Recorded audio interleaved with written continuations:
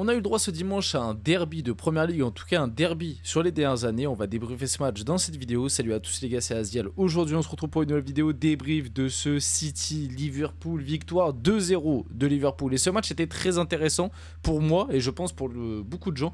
Pas que pour l'affiche qui est voilà, les deux derniers champions en titre de PL, avec City qui en a pris 6 sur les 7 dernières et Liverpool qui est là un petit peu en embuscade, qui a pris celle de 2020 et qui risque de prendre celle de cette année. Donc c'est un petit peu le gros derby, le gros classico, tu vois, de PL, je trouve, sur les dernières années. Les City Liverpool ou les Liverpool City, ça donne toujours des matchs assez intéressants. En tout cas, on a eu le droit à des sacrées confrontations, même si celui-là et globalement les deux de cette année, hein, ça n'a pas fait de pli, hein. On a eu un Liverpool bien dominant sur cette équipe de City, on en parlera juste après. Mais au-delà de tout ce contexte-là, ce match était très intéressant pour moi parce que faut bien regarder Liverpool, les mecs. Et oui, et je l'ai débriefé sur la chaîne d'ailleurs. Ces derniers temps, je commence à débriefer tous les matchs de Liverpool parce que il va y avoir Liverpool PSG en Ligue des Champions.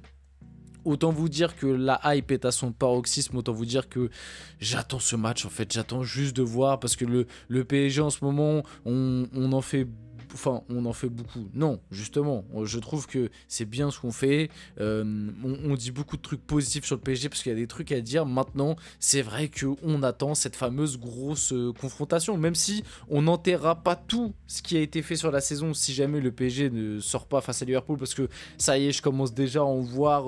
Oui, si le PSG ne passe pas, c'est un scandale. Il faut pas oublier que le PSG, c'est le club qui a le plus d'argent. Bref, vous connaissez les fameux poncifs de merde que je déteste, qui n'ont rien à voir avec le foot. Liverpool est bien plus avancé dans son projet que le PSG. Liverpool a bien plus de joueurs de top niveau sur le papier, de joueurs d'expérience. Voilà, t'as du Van Dijk, t'as du Salah. Certes, Arne Slot est un nouvel entraîneur, mais Van Dijk, Salah, Robertson, Trent Alexander-Arnold, même Konaté, du coup, c'est des mecs qui sont là depuis une tonne d'années, qui sont là, Alisson, devant t'as Luis Diaz qui est là depuis un petit moment maintenant, ça fait 2 ans. Enfin tu vois, c'est des mecs qui ont baigné déjà dans le moule de Jürgen Klopp. Arne Slot est quand même un coach qui s'en rapproche, même si il évolue quand même sur pas mal de choses, et notamment on l'a vu aujourd'hui par rapport à la compo. Il est arrivé avec un 4-2-2-2. Moi je trouve que c'était plus un 4-2-2-2. Alors j'en ai vu certains dire 4-4-2, j'en ai vu certains enfin bref, moi je trouve que c'était plus un 4-2-2-2 avec 2 numéros 10, 2 ailiers un peu. Enfin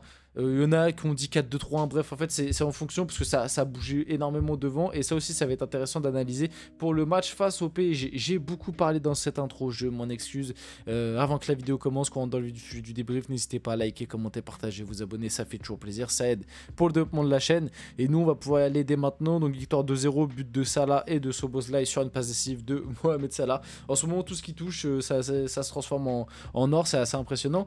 Donc par rapport à cette rencontre, les compos côté Liverpool, donc là vous voyez ActuFoot par exemple l'affiche en 4-2-3-1. En réalité c'était plus Mohamed Salah et Luis Diaz en fait qui collaient à la ligne, et on avait Szoboszlai et Curtis Jones qui étaient plus axial. Alors à des moments les deux étaient un peu comme numéro 9, mais à des moments t'en avais un qui décrochait, l'autre qui restait un peu plus haut. À des moments t'as les deux qui décrochaient. En fait c'était en fonction de ce que demandait l'action. Tu vois, si l'action demandait de ressortir parce que le pressing de City était assez fort, et c'est pour ça que je vous dis que cette compo, je me demande si Arne Slot est pas en train de la travailler pour justement essayer de contrecarrer le pressing et le contre-pressing très très fort cette année, cette saison du PSG. Parce que c'est vrai que si tu as 2 mecs en plus comme ça qui viennent décrocher, et que tu as Luis Diaz et Salah qui collent la ligne, et qui dès que tu vas réussir à trouver un mec qui se retourne, qui va être capable de les envoyer en profondeur, tu sais, avec la vitesse qu'ils ont, même si Salah va un peu moins vite qu'à une certaine époque, il va toujours vite, et tu sais que nous de notre côté, nos deux latéraux, la défense pure et dure du 1 contre 1, c'est pas leur qualité première, ça peut faire très très mal. Donc est-ce que ce système est travaillé par rapport au PSG? Je sais pas, mais en tout cas c'est quelque chose qui a fonctionné aujourd'hui face à Manchester City. Donc comme j'ai dit, on avait Alisson au cage, Trent à droite, Konaté, Van Dijk qui ont fait des matchs, les gars. C'est là je me dis quand même que la confrontation face à Liverpool va être très compliquée, parce que quand je vois le match de Van Dijk et Konaté, je me dis quand même pour tu vois le but qu'a mis Dembélé face à Lyon, je suis pas sûr que face à Van Dijk et Konaté il soit aussi tranquille et qu'il n'y a pas l'un des deux qui lui saute dessus dès qu'il approche de la surface, tu vois. Même si sur ce match aussi on va dire, observer les petits points faibles de Liverpool, parce qu'il ne faut pas croire que Liverpool est une équipe parfaite et que voilà, c'est les côtés. Moi je trouve que les deux latéraux, alors Robertson quand même mieux qu'Alexander-Arnold, mais Trent on l'a vu en grosse difficulté face à Jérémy Doku. Après c'est vrai que quand Jérémy Doku est dans un bon soir, dans un bon jour, c'est très compliqué à défendre, mais là il s'est quand même bien fait tabasser quoi, il s'est fait tabasser et je me dis peut-être avec les permutations, le fait de dézoner, si jamais il y a un Désiré Doué, si jamais il y a un Barcola, si jamais il y a un Gvara qui vient dans sa zone, et surtout que Gvara l'avait déjà affronté à l'époque avec le Napoli et il lui avait fait très mal. Souvent dans les compiles de Gvara, on voit 2-3 actions sur Trent où il lui fait mais vraiment il lui fait du sale. Donc je me dis, le côté de Trent, ça peut être quelque chose à exploiter. Ça peut être quelque chose à exploiter, surtout que si jamais il n'est pas dans un bon soir, il peut vraiment perdre tous ses duels. De l'autre côté, Robertson, alors Robertson est quand même plus fiable défensivement et Robertson est un bon latéral comme Trent, hein, parce que Trent, défensivement, il a été mis en difficulté, mais avec ballon, je trouve qu'il a été vachement utile côté Liverpool sur ce match. Robertson, le truc qui, pour moi, je pense, on peut exploiter, c'est que j'ai l'impression que physiquement, il baisse très vite de régime. Parce que sa première mi-temps, je la trouve solide.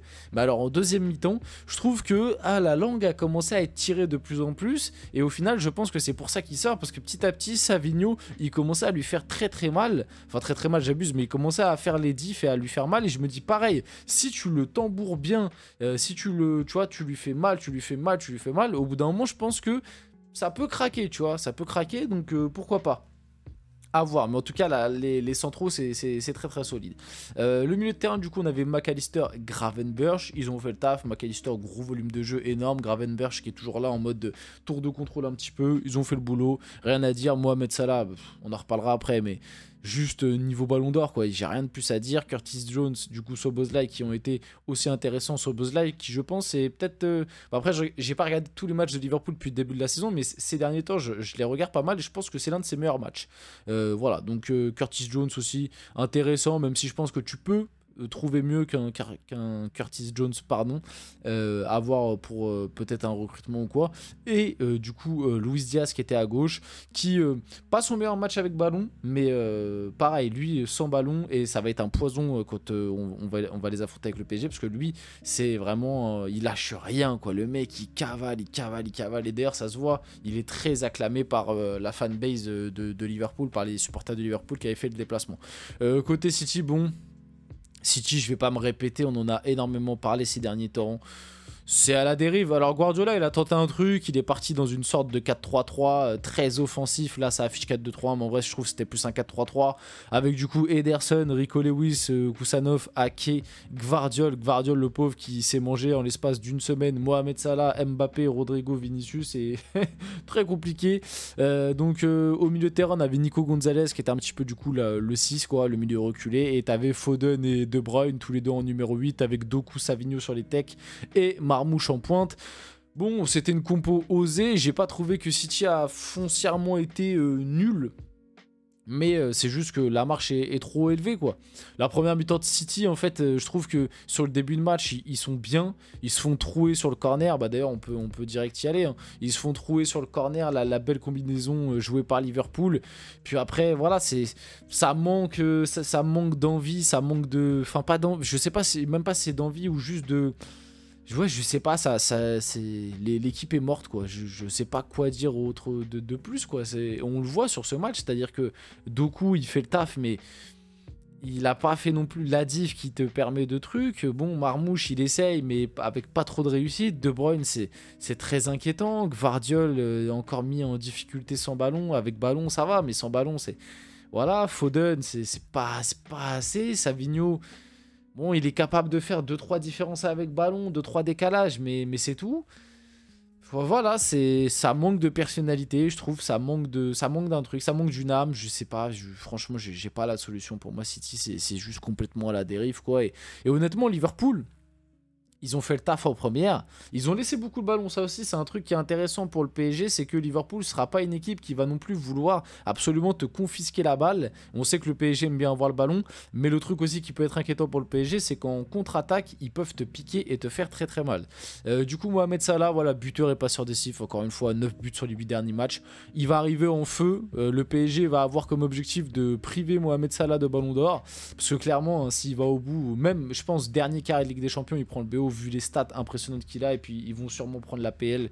Donc voilà, une stat folle, un but plus une passe décisive dans 11 matchs de PL, c'est une première dans le top 5 européen depuis Lionel Messi en 2014-2015. Voilà, il a même failli avoir 3-0. Ça se joue à quelques centimètres, but annulé. Liverpool a géré, hein, parce que la fin de match, honnêtement, bon, comme j'ai dit, Jérémy Doku, il a taffé Trent, Kusanov, pardon. Malgré tout, match, on va dire, le seul que tu peux sauver un peu défensivement. La série de City est très compliquée, mais comme j'ai dit, en plus, Liverpool a mis le 2-0 et après, ils ont juste géré, quoi. Ils ont même pas forcé, je les ai même pas sentis tant... voilà, tant forcé en fait, voilà, ils ont juste géré, tranquille. On finit le débrief là-dessus, j'espère qu'il vous a plu, c'est le cas, n'hésitez pas à liker, commenter, partager, vous abonner les gars, c'était Azial, on se retrouve très rapidement pour une prochaine vidéo.